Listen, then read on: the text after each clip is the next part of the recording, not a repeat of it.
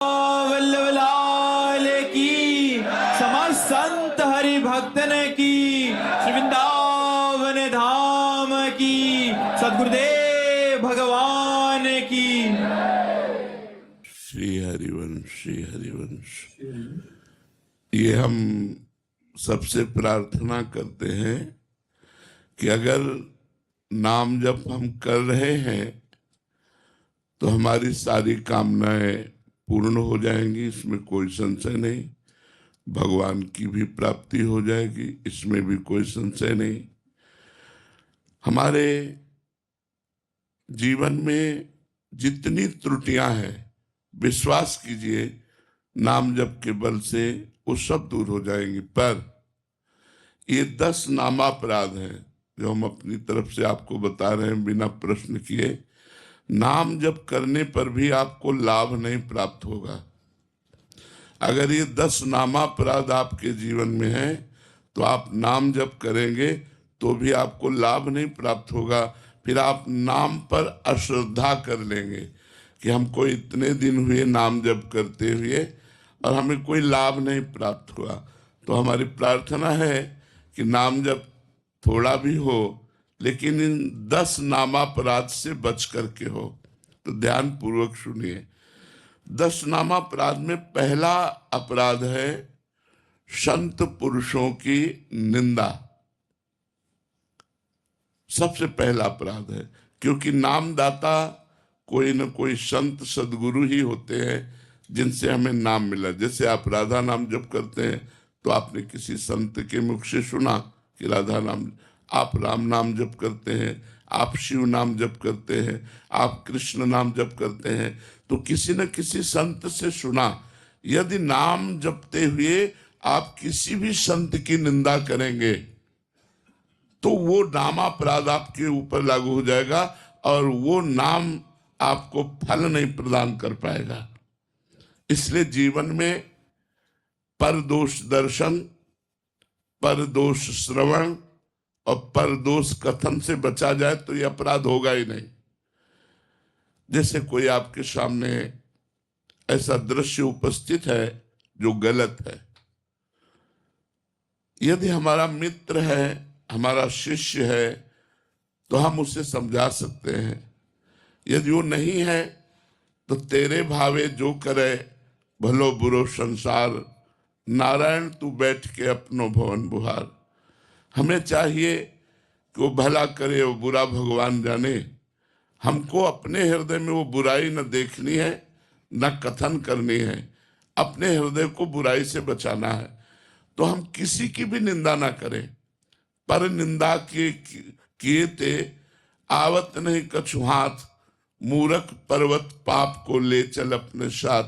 पराई निंदा करने से हाथ तो कुछ लगता नहीं, पाप की गठरी बांधकर हमें नरक जाना होता है।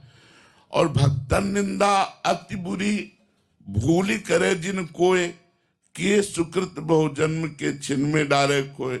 भक्तों की निंदा तो बहुत बुरी है, भूल करके भी नहीं करना चाहिए। यदि भक्तों की निंदा हुई तो बहुत जन्मों के पुण्य एक क्षण में नष्ट हो जाएंगे। साधु अवज्ञा तुरंत भवानी, कर कल्याण अखिल के हानि। तो हमको संत द्रोह, वैष्णव द्रोह, गुरु द्रोह ये महान अपराध हैं, इनसे बचना चाहिए। ये ध्यान रख लीजिए। नाम जापक कभी किसी संत की निंदा न करे, कभी किसी वैष्णव की निंदा न करे, कभी गुरुजनों की निंदा न करे। फिर नाम जप करे तो नाम का अपराध नहीं लगेगा और नाम फलीभूत होगा। अब दूसरा नाम अपराध, भगवान शंकर और भगवान श्री हरि में भेद मानना, उनके नामों में भेद मानना। जैसे एक प्रसंग आता है रामचरितमानस में, काकभूषुंड जी अपने पूर्व के जीवन चरित्र का वर्णन करते हैं कि मैं एक ब्राह्मण बालक था, अवध में जन्मा था, पर भगवान शंकर के चरणों में मेरी बड़ी प्रीति थी। तो उज्जैन में हमने दीक्षा प्राप्त की।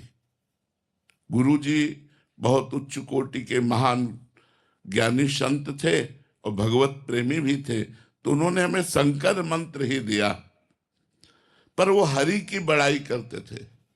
तुमने गुरु जी से द्रोह हो गया, ऐसा नहीं होना चाहिए। उसका परिणाम क्या हुआ कि गुरु से उपेक्षा होने लगी, अश्रद्धा होने लगी। तो गुरु जी आए और उन्होंने उठकर प्रणाम नहीं किया, ये भारी अपराध है। गुरु के सामने पहुंचने पर सर झुक जाना चाहिए, और हो सके तो पंचांग प्रणाम करना चाहिए, और हो सके तो साष्टांग प्रणाम करना चाहिए। गुरु साक्षात परब्रह्म। तो उन्होंने कि क्या गुरु जी को प्रणाम करना, उन्होंने प्रणाम नहीं किया। उसी समय भगवान शंकर असंतुष्ट हो गए। जिनका वो अनन्य था, जिनका मंत्र जप करता था, उन्होंने ही आकाशवाणी हुई कि अरे दुष्ट, अजगर के जैसा बैठा रहा, तेरे गुरुदेव पधारे और तो उठ करके प्रणाम नहीं किया। मैं शाप देता हूँ, 1000 बार अजगर योनि को प्राप्त हो, 1000 जन्म तुझे अजगर योनि की प्राप्त हो। अब तो गुरुजी ने जब यह आकाशवाणी सुनी तो करुणा से विकल हो गए कि ये बेचारा ज्ञानी जीव कितना भारी कष्ट प्राप्त करेगा। तो नमामि शमीशान निर्वाण रूपम, इस स्तोत्र का गायन किया। जब गुरुजी ने हृदय भरकर भगवान शिव की प्रार्थना की तो भगवान शिव प्रसन्न हो गए और कहा, तेरे गुरु की करुणा देख करके साप तो दिया वो अमोघ है, पर तेरा जो जन्म मरण होगा बहुत जल्दी जल्दी हो जाएगा, और जन्म मरण में जो दुख होता है वो तुझे नहीं होगा, और मेरे प्रताप से अब अविचल राम भक्ति तेरे हृदय में जागृत होगी।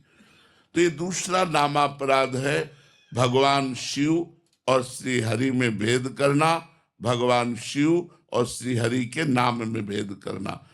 आजकल लोग समझते नहीं हैं। कुछ वैष्णव शैव की निंदा करते हैं, कुछ शैव वैष्णवों की निंदा करते हैं, और दोनों परमार्थ से अपने आप को खाली कर देते हैं। जो शैव होकर वैष्णवों की निंदा करेगा, जो वैष्णव होकर शैव की निंदा करेगा, वो दोनों अपने परमार्थ से भ्रष्ट हो जाएंगे। इसलिए ये दूसरा नामापराध, भगवान शिव और भगवान श्री हरि में भेद न करना, उनके नाम में भेद न करना। तीसरा, नामदाता गुरु का कभी भी किसी भी तरह से अपमान न करना। हमारा सर्वस्व गुरुदेव का है, तन मन धन प्राण सर्वस्व गुरुदेव के है। हम गुरुदेव को कभी अपमानित न करें, गुरुदेव को कभी नीचा न दिखाएं, गुरुदेव को कभी हम ऐसे अपशब्द न कहें, उनकी अवज्ञा न करें। अगर अवज्ञा करेंगे तो चाहे जितना नाम जप कर लें, हमें भगवत प्राप्ति नहीं होगी, क्योंकि मोक्ष मूलम गुरु कृपा। गुरु यदि प्रसन्न हृदय से होकर के, शिष्य के किसी आचरण से प्रसन्न होकर के, मान लो गुरु के द्वारा कोई ऐसा कार्य हो गया और आपने अपने गुरुदेव के प्रति किए, तो मेरे प्रभु हैं, और बिल्कुल शांत रहे, तो गुरुदेव जान रहे हैं कि मैंने प्रतिकूलता की, मैंने अपराध किया, और वो हृदय से जब आशीर्वाद देंगे तो निश्चित भगवत प्राप्ति हो जाएगी। मोक्ष मूलम गुरु कृपा, मोक्ष का मूल गुरुदेव की कृपा है। एक बार श्री देवर्षि नारद जी वैकुंठ पहुंचे, थोड़ी देर भगवान के पास बैठे रहे, उठ के चले तो एक भगवत पार्षद ने वहां जल छिड़क करके ऐसे पोछा लगाया, और नारद जी तुरंत वापस आ गए भगवान से कोई बात पूछने के लिए। तो देखा जहां वो बैठे थे वहां पोछा लग रहा है। देवर्षि नारद जी ने कहा, प्रभु जहां हम बैठे थे वहां पोछा लग रहा है इसका। तो बोले, आप निगुड़ा हो, अभी गुरु नहीं बनाया, मेरे भजन के प्रताप से मेरी प्राप्ति तो हो गई, लेकिन आप अभी परम पवित्र नहीं हुए, क्योंकि गुरुदेव का वरण नहीं किया। ऐसा कई प्रसंग महाभागवतों के आते हैं। देवर्षि नारद जी ने कहा, प्रभु तो आप ही बता दीजिए मैं गुरु किसको बनाऊं। तो उन्होंने कहा, कल प्रातः काल ब्रह्म मुहूर्त में जिसके पहले दर्शन हो जाए उसी को गुरु बना लेना। और भगवान ने ऐसी लीला की कि प्रातः काल बहंगी टांगे हुए उसमें पानी भरने के लिए जो कहार जाता है, वही रूप धारण करके भगवान पहला दर्शन किया। उनके मन में क्षोभ हुआ, यार क्या इनको गुरु क्या। दूसरे दिन भगवान के पास पहुंचे, भगवान ने कहा, गुरु दर्शन हुए? बोले गुरु दर्शन तो नहीं हुए, कहार के दर्शन हुए जो पानी भरने वाला। बोले गुरु की जाति पर दृष्टि रखी, गुरु की क्रिया पर दृष्टि रखी। जाओ मैं तुम्हें शाप देता हूं, 84 लाख योनियों को बार बार भोगो, जन्मों मरो। तो देवर्षि नारद जी चरणों में गिर गए और कहा प्रभु मेरा निस्तार कैसे होगा? तो उनका उन्हीं गुरुदेव से पूछो जाकर। तो दोबारा जब वहां गए तो वही गुरुदेव पानी भरते हुए दिखाई दिए, गए साष्टांग दंडवत हुए और उन्होंने पूरी घटना बताई और कहा मेरी दृष्टि आपके प्रति दोषमयी हो गई थी, तो भगवान ने मुझे शाप दे दिया 84 लाख योनियों में बार बार जन्मने मरने का। प्रभु मैं कैसे इससे मुक्त हूं? तो देवर्षि नारद जी को गुरुदेव ने कैसे मुक्त किया? ऐसे अंगुली से भूमि में घेरा बनाया, 84 बिंदु बनाए, बोले इनमें लौट जाओ, लौट गए, बोले जाओ 84 लाख योनियों से मुक्त हो गए। गुरु कृपा एक क्षण में 84 लाख योनियों से मुक्त कर दिया। तो गुरु द्रोह नहीं होना चाहिए। अगर हमने अपने जीवन में गुरुदेव बनाया है तो हम इतने सहनशील हों, इतने उदार हों कि कोई छोटी मोटी बात भी पड़ जाए तो अपने गुरुदेव के चरणों की तरफ ही देखें, हम कभी उनको अपमानित न करें, उनसे द्रोह न करें। यदि हम गुरु द्रोह करेंगे तो हम चाहे जितना भजन कर लें, हमारा मंगल नहीं हो सकता, हमें शांति प्राप्त नहीं हो सकती, हमें भगवत प्राप्ति नहीं हो सकती। चौथा, किसी भी शास्त्र की निंदा न करें।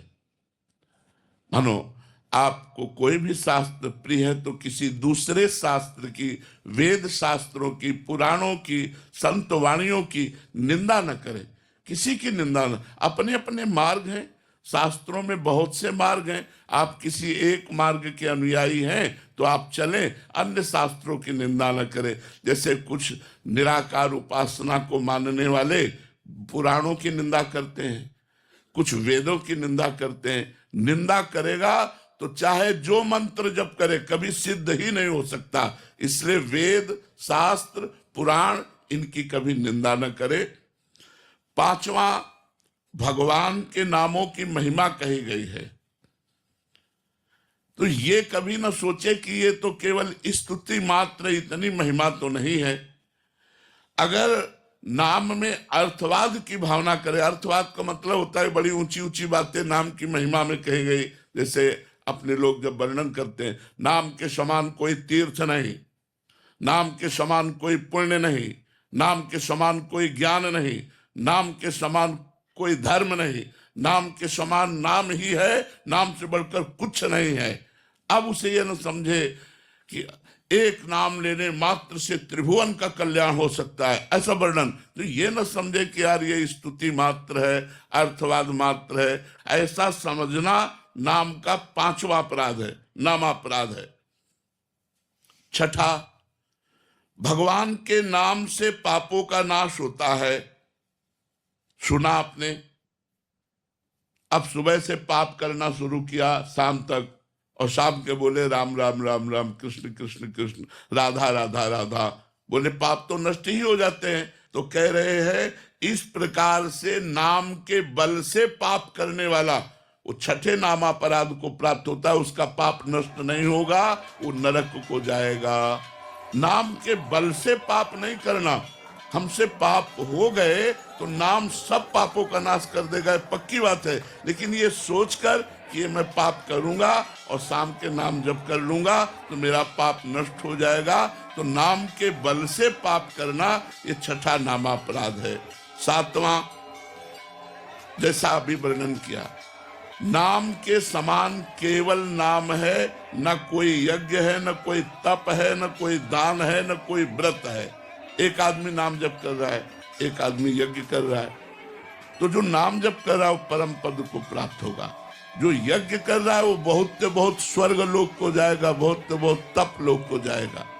जो तपस्या कर रहा है वो तप लोक, जो दान कर रहा है स्वर्ग लोक, जो व्रत कर रहा है वो स्वर्ग लोक, लेकिन जो नाम जप कर रहा है वो भगवान को प्राप्त होगा।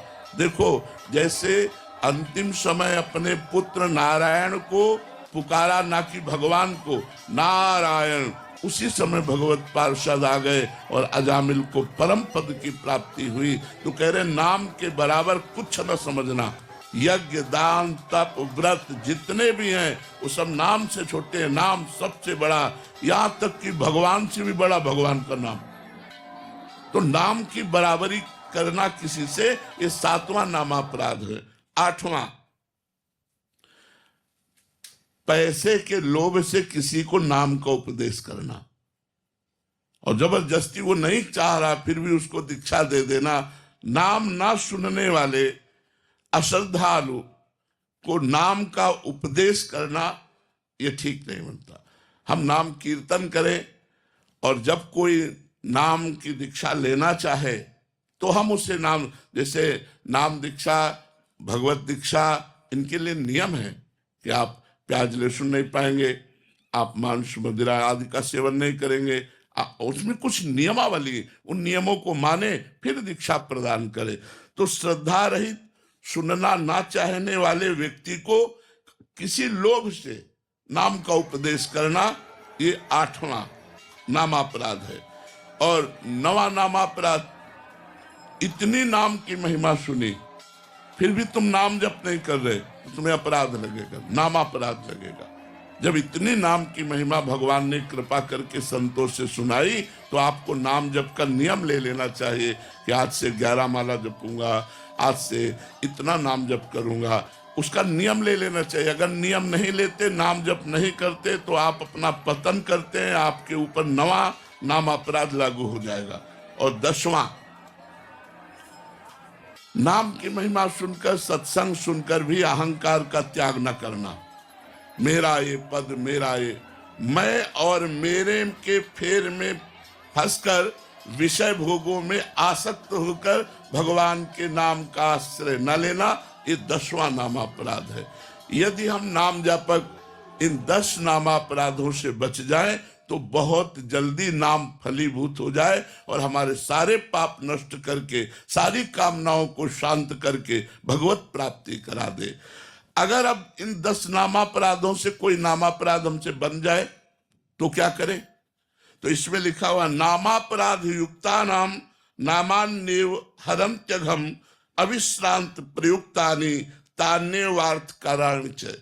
अगर नामापराध बन भी जाए तो हाथ जोड़कर भगवान से प्रार्थना करे और खूब नाम कीर्तन करे, तो उससे नाम का अपराध भी जो है वो नष्ट हो जाता है कि प्रभु आगे से मैं कोई नामापराध नहीं करूंगा। तो ये 10 नामापराध आप सबके सामने वर्णन किए कि नाम जप करते हुए आपको ये लाभ लेने नहीं देंगे यदि ये 10 नामापराध होंगे, और 10 नामापराध से बचकर यदि आप नाम जप करेंगे तो आपको बहुत लाभ प्राप्त होगा।